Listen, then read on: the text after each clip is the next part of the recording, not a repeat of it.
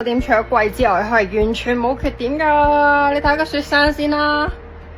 今晚我哋嚟瑞士酒店開箱，叫做 Barrett。好混亂嘅台唔好理。跟住就係個廳啦，非常之簡單，但係好有一個歐洲嘅風格。最正就係呢個無敵大露台加埋個景啦。哇！今日啲天氣好到爆炸。有張凳啦，俾我整污糟咗啲朱古力。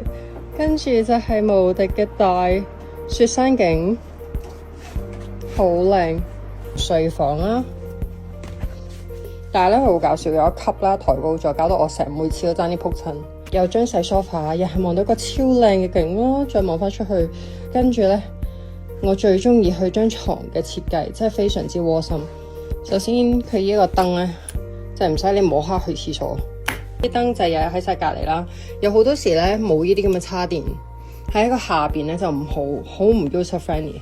間酒店嘅設計真係非常之細心，你睇個景，哇！起身，我瞓喺一度，跟住一起身就係嗰個景啦，哇！就啱啱嗰個景影出嚟唔夠靚，呢一邊又係景，哇！你睇下，人生已經冇嘢需要擔憂噶啦，喺呢度住。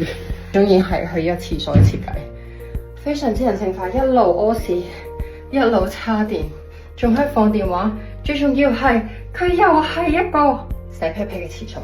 咁同埋佢最正就係呢一個廁所咧，佢係專登廁所入邊嘅廁所，呢個位可以再閂門，咁就唔會怕屙屎嘅時候臭到隔離嗰個啦。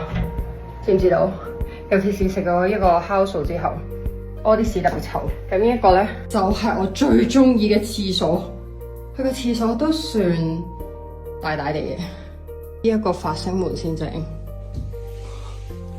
好靚啊！其實如果你整咗一對門咧，佢就會個空間咁細好多。但係佢玻璃門咧，第一保到暖啦，第二亦都非常之靚。你諗下，佢一個黑廁冇窗都可以整到咁有 feel。同埋佢好窩心嘅設計就係呢個水龍頭，同埋呢一個係分開。有好多時咧，如果你淨喺嗰邊，你一較水咧，啲水已經係咁淋落嚟，其實你睇唔到。所以而喺度慢慢較水先，跟住係拎隻手出嚟試下水。所以你話佢啲設計係咪好 details？今日就開箱完啦，好中意呢間酒店。